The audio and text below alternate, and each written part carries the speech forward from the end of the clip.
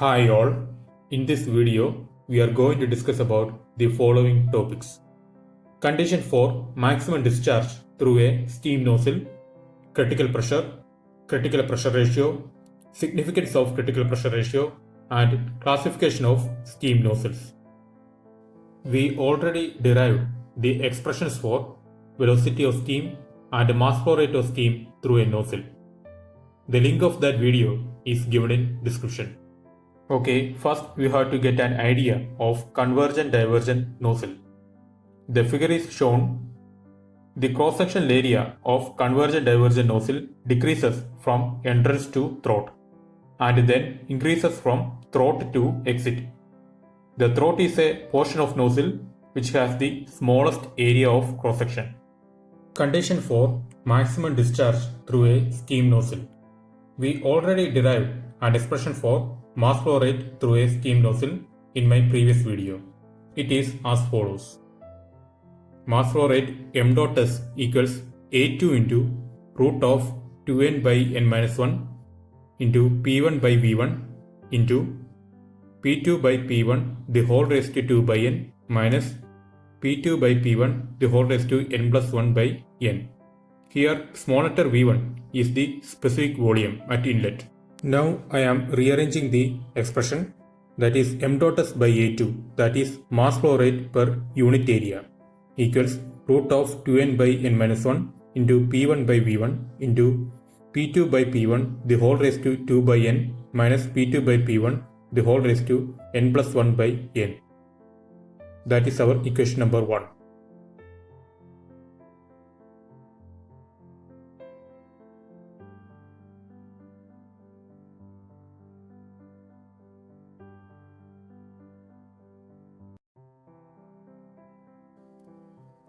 The mass flow rate per unit area will be maximum when area A2 is minimum.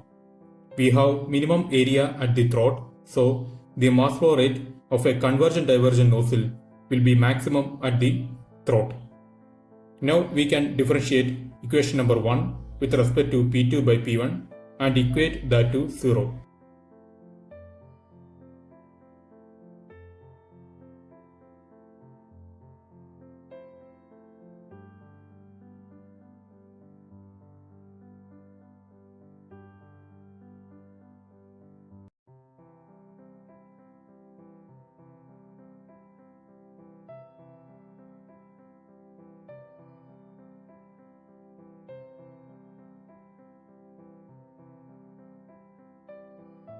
That is d by dP2 by P1 of m dot s by A2 equals 0,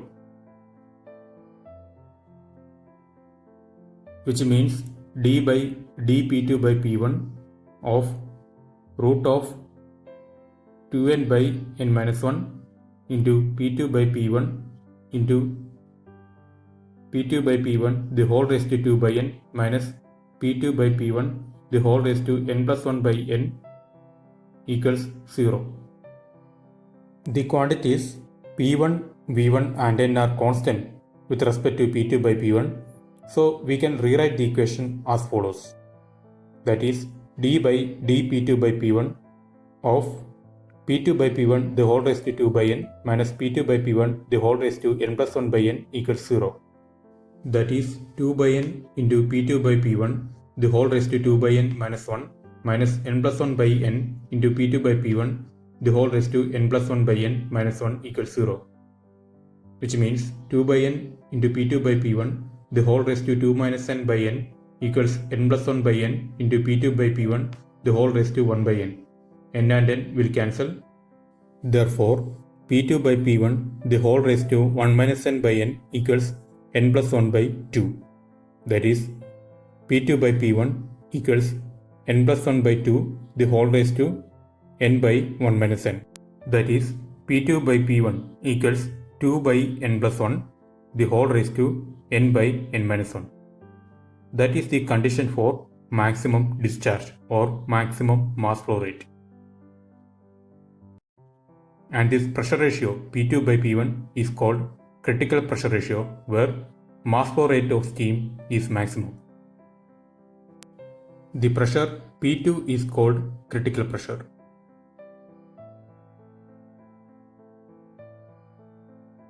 Now we are going to consider the expression P2 by P1 equals 2 by n plus 1 the whole raised to n by n minus 1 as equation number 2.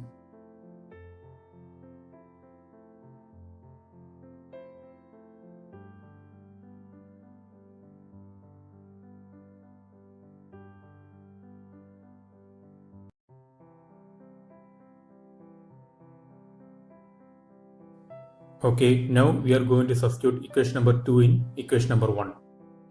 I am going to write m dot s by A2 max because we are substituting the condition for maximum discharge, that is 2n by n minus 1 into P1 by V1 into 2 by n plus 1 the whole raised to n by n minus 1 the whole raised to 2 by n minus 2 by n plus 1 the whole raised to n by n minus 1 the whole raised to n plus 1 by n.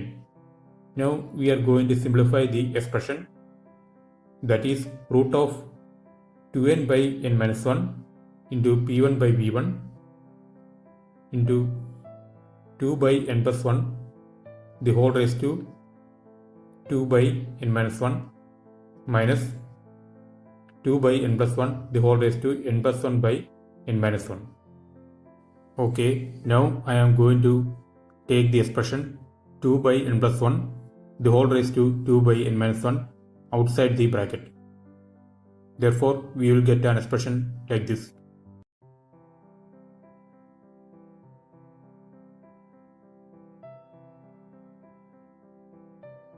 Okay, we are now again simplifying the expression. Therefore, root of 2n by n minus 1 into P1 by V1 into 2 by n plus 1 the whole raised to 2 by n minus 1 into 1 minus 2 by n plus 1. That is root of 2n by n minus 1 into P1 by V1 into 2 by n plus 1 the whole raised to 2 by n minus 1 into n minus 1 by n plus 1. The terms n minus 1 will cancel each other. Therefore, m dot s by A2 max equals root of 2n by n plus 1 into P1 by V1 into 2 by n plus 1 the whole raised to 2 by n minus 1. This is the expression for maximum mass flow rate per unit area. From the expression, we can see that the maximum mass flow rate per unit area is depending on the initial conditions P1 and V1. But the maximum mass flow rate per unit area is independent of the final conditions. The discharge is maximum at the throat at the critical pressure ratio, and the diverging part has no effect in maximum discharge. But the diverging part helps to increase the velocity of steam.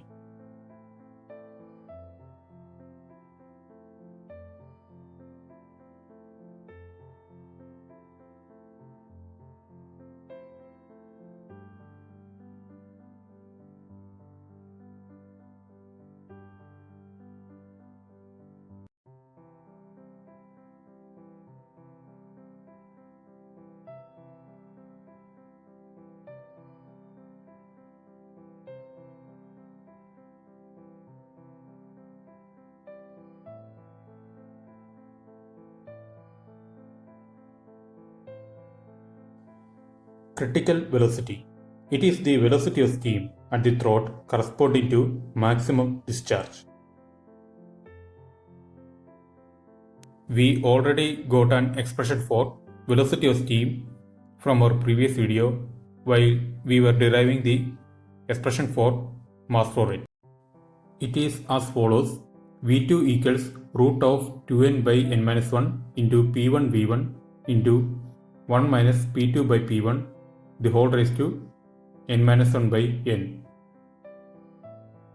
We know the condition for maximum discharge, that is P2 by P1 equals 2 by n plus 1 the whole raised to n by n minus 1. Okay, now we are going to substitute the condition for maximum discharge, and we can write V2 max equals root of 2n by n minus 1 into P1 V1 into 1 minus 2 by n plus 1 the whole raised to n by n minus 1 the whole raised to n plus 1 by n.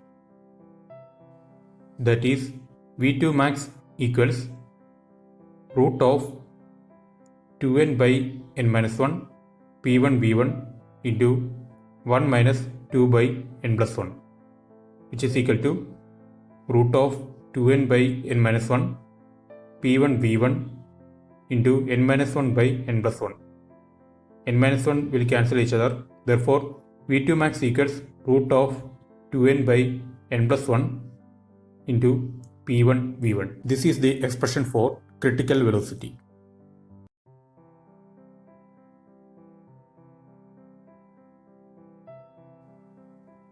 Critical pressure ratio.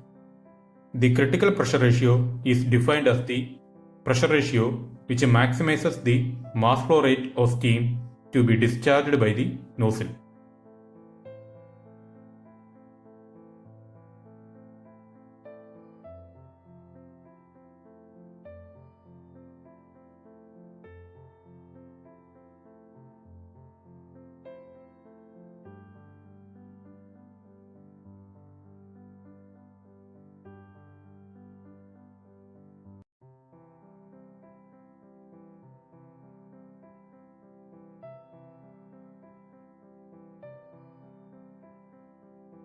The expression is P2 by P1 equals 2 by n plus 1 the whole raised to n by n minus 1,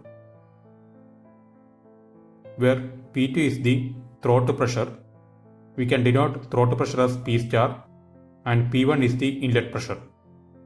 Therefore, P star by P1 equals 2 by n plus 1 the whole raised to n by n minus 1. When the steam is dry saturated at the nozzle inlet, we can take the value of n as 1.135. When we substitute that value in the expression, we will get P star by P1 equals 2 by 1.135 plus 1 the whole raised to 1.135 by 1.135 minus 1 equal to 0.577. And when the steam is superheated at the nozzle inlet, we can take the value of n as 1.3. And when we substitute, we will get P star by P1 equals 2 by 1.3 plus 1 the whole raised to 1.3 by 1.3 minus 1, which is equal to 0.545. And when the steam is wet at the nozzle inlet, we can take the value of n as 1.113. And when we substitute, P star by P1 equals 2 by 1.113 plus 1 the whole raised to 1.113 by 1.113 minus 1, which is equal to 0.582. And if air enters the nozzle inlet, we can take the value of n as 1.4. And when we substitute the value, we will get P star by P1 equals 2 by 1.4 plus 1 the whole raised to 1.4 by 1.4 minus 1, which is equal to 0.528. Now we are going to discuss the significance of critical pressure ratio. So consider a convergent nozzle as shown in figure. The pressure at entrance is P1 and exit is P2. The pressure P2 is also known as back pressure. The next figure shows the variation of mass flow rate and pressure ratio. Let the back pressure P2 is initially equal to P1. In this case, no flow will take place. It is denoted as state 1. If we gradually reduce the back pressure P2, the mass flow rate increases gradually. And when P2 equals P star, that is at critical pressure, the mass flow rate will be maximum. It is denoted as state 3. The corresponding pressure ratio is known as critical pressure ratio. At critical pressure, the velocity of flow is equal to sonic velocity. and that is the maximum velocity we can attain in a convergent nozzle. If we decrease the bag pressure P2 further, the discharge will not increase but remains equal to the value at critical pressure. It is denoted as state 4 and 5. We can say the nozzle is choked. For a choked nozzle, the mass flow rate reaches the maximum possible value for the given conditions. Now we can study the classifications of steam nozzles. First one is convergent nozzle. We already studied about convergent nozzle, and for a convergent nozzle, cross-sectional area decreases continuously from entrance to exit. It is used when bag pressure is equal to or more than critical pressure. Next is divergent nozzle. When the cross-sectional area of the nozzle increases continuously from entrance to exit, it is called divergent nozzle. Divergent nozzle is used when bag pressure is less than critical pressure. The last one is convergent divergent nozzle. Here, cross-sectional area of the nozzle first decreases from entrance to throat and then increases from throat to exit. For a convergent divergent nozzle, we will get maximum mass flow rate in throat at critical pressure, and the corresponding velocity of flow is equal to velocity of sound or sonic velocity. The flow in convergent portion of nozzle is subsonic and flow in divergent portion is supersonic. The divergent portion is added to expand the steam below critical pressure in order to increase the velocity of steam to supersonic velocity. Okay, I hope you understood all the topics. If you like the video, subscribe my channel and click the bell icon also. Thank you.